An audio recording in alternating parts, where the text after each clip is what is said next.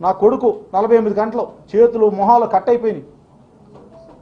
జీవి గారిని వీపు మీద కొట్టారు, బ్యాట్తో విపరీతంగా శిక్షించారు.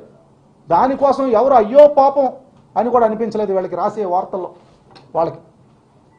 మరి ఏ విధంగా అంటే ఇంకా ఏం చేయాలని మనుషుల్ని ఇంకా ఎంతకంటే ఏ రకంగా మమ్మల్ని శిక్షించాలో మరి దేనికోసం అంటే మేము ఇలా బతకడం తప్ప, మా భార్య పిల్లలు బతకడం తప్ప. ఆ రోజు వీళ్ళందరూ ముగ్గురు చనిపోయి ఉంటే ఈనాడు వాళ్ళకి సంతోషంగా ఉండేదేమని అనుకోవడం.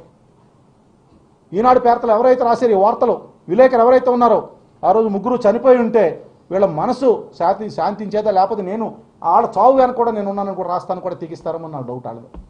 వాళ్ళు నేనే చంపించానని రాసిన ఆశ్చర్యపోకలేదు. ఆ రోజు హేమంత్ అనే వ్యక్తిని అడ్డం పెట్టుకుని ఆ ముగ్గురిని అడ్డు తొలగించుకున్నాను వ్యాపారం కోసం ఆస్తుల కోసం అని చెప్పినా ఆశ్చర్యపోకలేదు. అంత దుర్మార్గానికి ఈరోజు వీళ్ళది వడిగట్టారంటే మనసు ఎంత బాధపడుతుందనేది మీరు ఒకసారి ఆలోచన చేసుకోవాల్సింది మీ అందరికీ కూడా నేను కోరుతా ఉన్నా.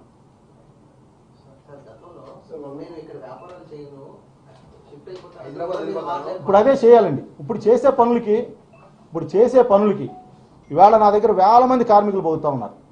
వేల ట్యాక్సులు కడతా ఉన్న సిరిపురంలో 18 కోట్ల రూపాయలు ట్యాక్స్ మున్సిపాలిటీ కట్టాను, 2 కోట్ల రూపాయలు మైనింగ్ కట్టాను నేను. ఎంత డబ్బులు కట్టి వేల మందిని పోషించి 100కు పైగా అపార్ట్మెంట్లు కడితే ఈరోజు నా మీద ఆ రోజు కూడా ఎవరో ఎస్పీ లేనిపోయిన ఆరోపణలు చేస్తే ఆ రోజు ఇలా వార్తలు రాస్తే నేను అన్నా ఏంటి వెళ్ళిపోతానని కాదు, రాజకీయాల్లో ఉంటే ఇక్కడ వ్యాపారం చేయకూడదు, వ్యాపారం చేస్తే రాజకీయాల్లో ఉండకూడదు, రెండు ఒక చోట చేయకూడదు. కాబట్టి నేను ఇక్కడ రాజకీయాల్లో ఉంటాను కానీ వ్యాపారం ఇక్కడ చేయనని చెప్పడం జరిగింది. హైదరాబాద్లో వ్యాపారం చేస్తాను, ఆల్రెడీ హైదరాబాద్లోనే వ్యాపారం చేయటానికి ఇంకా మరి ఇక్కడ ఎవరు చేయనిచ్చేలా లేరు మమ్మల్ని ఇంకా దారుణంగా చేసిన తప్పుకి చెయ్యని తప్పుకి చెయ్యబోయే తప్పు కూడా మా మీద కారణాలు చెప్పేసి మా మీద ఆడుకుంటే ఇంకేం చేస్తాం మేము?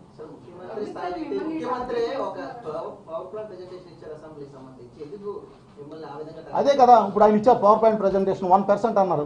వాస్తవాలు ఉన్నాయిగా చెప్పారు కదండి. ఎవరైనా ఆ స్థాయిలో ఉన్న వ్యక్తి వాస్తవాలు తెలుసుకుని మాట్లాడాలి.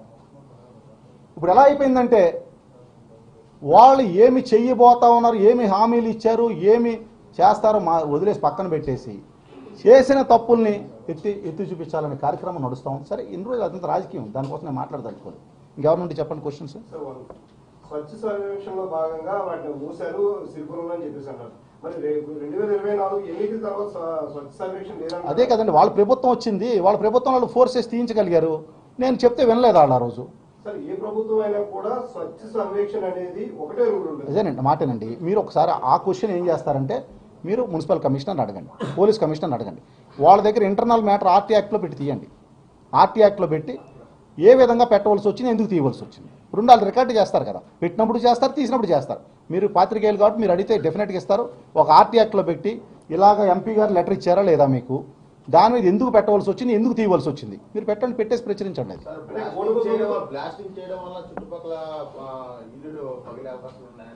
ఇప్పుడు బ్లాస్టింగ్ అనేది కన్స్ట్రక్షన్లో కామన్ థింగ్ అండి. ఇప్పుడు హైదరాబాద్లో తీసుకుంటే అన్ని కొండలు ఉంటాయి. కొండలు ఎక్కడైనా సరే పేల్చి సెల్లార్లు తోవటం అనేది కామన్. అదే control blasting, not blasting, control blasting. Control blasting అయినప్పుడు చేసినప్పుడు అన్నీ కూడా దాని పద్ధతి ప్రకారం ఎంత దాని అంటే ఎంత మందు పెట్టాలి, ఎంత సౌండ్ రావాలనేది రూల్స్ ఉంటాయి, దాని ప్రకారమే చేస్తారు. కానీ దాన్ని ఏదో కావాలని ఆరోపణలు తీసుకురావడం తప్ప ఏ ఒక్క ఇల్లు కూడా మీరు అడగండి చుట్టుపక్కల ఎవరు కూడా ఏ ఒక్కరికి ఇబ్బంది లేదు, ఆల్రెడీ కంప్లీట్ చేసినట్టు చూసుకుంటాం. సార్ ఒకటే చెప్తాను, కోరమనపాలెం ఈరోజు ఏది మాట్లాడుకుంటే అది మాట్లాడుకున్నారని ఊరుకున్నాను సార్. నేను చేయని తప్పుకి దానికి ఎక్స్ప్లెనేషన్ ఇవ్వాల్సిన అవసరం లేదు. ఇదిగో ఇవాళ పెద్దవాళ్ళని తీసుకొచ్చి కూర్చోబెట్టాను. ఎందుకంటే రోజు రోజుకి నేను ఇవ్వకపోయే కొద్ది కూడా ప్రజలు కూడా దాని గురించి నమ్మే పరిస్థితి వచ్చింది. మేము ప్రభుత్వంలో ఉండగా మేము ఏం మాట్లాడినా దాన్ని ఇంకో రకంగా వక్రించి మాట్లాడతారు. కాబట్టి దాన్ని ఆ రోజు నుంచి ఈ రోజు వరకు నేను మాట్లాడలేదు. మన ముఖ్యమంత్రి చంద్రబాబు నాయుడు గారు మాట్లాడినట్టు కూడా నేను మాట్లాడలేదు, సైలెంట్ ఊరుకున్నా. కానీ ఈరోజు మరీ దుర్మార్గంగా రోజు దీన్ని ముందుకు తీసుకెళ్తున్నారు. కాబట్టి నేను దానికి వివరణ ఇవ్వాలని ఉద్దేశం ఈ 4 ప్రాజెక్టులు కూడా వివరణ ఇవ్వడం జరిగింది. అదే కదా నాకు విచిత్రంగా, అదే కదా ఇప్పుడు అదే నేను అడుగుతా ఉన్నా సార్. అదే నేను అడుగుతున్నా. హైగ్రీవా అనే వ్యక్తిని నేను కలలేదు, హైగ్రీవా అనే వ్యక్తితో నేను ఫోన్లో మాట్లాడలేదు, హైగ్రీవా వ్యక్తిని నేను చూడలేదు, అతనితో నేను ఎక్కడే కూడా ఏం సంబంధాలు లేవు. కానీ అతను నా మీద కేసు పెడితే ఇక్కడ రిజిస్టర్ చేసి నా మీద ఎఫ్ఐఆర్ పెట్టి అదేనండి పోనీ సంతకాలు పెట్టించానంటారు కరెక్ట్. వైట్ పేపర్లో సంతకాలు పెట్టించాను. దానికి ఏదో నేను దగ్గరుండి పెట్టించినట్టు ఏదో ఆధారమో ఏదో ఉండాలి కదా, ఏముంది? అదే ఏది బెదిరించాను అంటే ఇన్ని సంవత్సరాలు కనపడలేదు. ఎప్పుడు పెట్టించాను సంతకాలు నేను అతనితో? 2019 ప్రభుత్వం మారిన తర్వాత అప్పుడు గుర్తొచ్చింది. అంతకుముందు అదే వ్యక్తి డబ్బులు తీసుకుని అతను కావాల్సిన కాంపన్సేషన్ తీసుకున్నాడు, డబ్బులు సెటిల్మెంట్ చేసుకున్నాడు, కోర్టులో కేసులు విత్డ్రా చేసుకున్నాడు. అతను కోర్టులో నాకు ఏ విధంగా సంబంధం లేని ఎఫిడవిట్లు వేశాడు, అతను కేసులు విత్డ్రా చేసుకున్నాడు. అదే వ్యక్తి. ఆ డీటెయిల్స్ మొత్తం మీకు పంపిస్తాను. ఒకరోజు ఎవరైనా కావాలంటే మొత్తం ఏం జరిగిందో జీబీ గారికి తెలుసు నాకంటే ఎక్కువ. కాబట్టి అతను కేసు పెట్టడం, కేసు విచారణ చేయకుండా నా మీద ఎఫ్ఐఆర్ నమోదు చేయడం కూడా చాలా దారుణమైన పరిస్థితి. దాని మీద కోర్టులో పోరాటం చేస్తా ఉన్నాం. దాని మీద హైకోర్టుకి వెళ్ళాం, సుప్రీంకోర్టు కూడా వెళ్ళాం.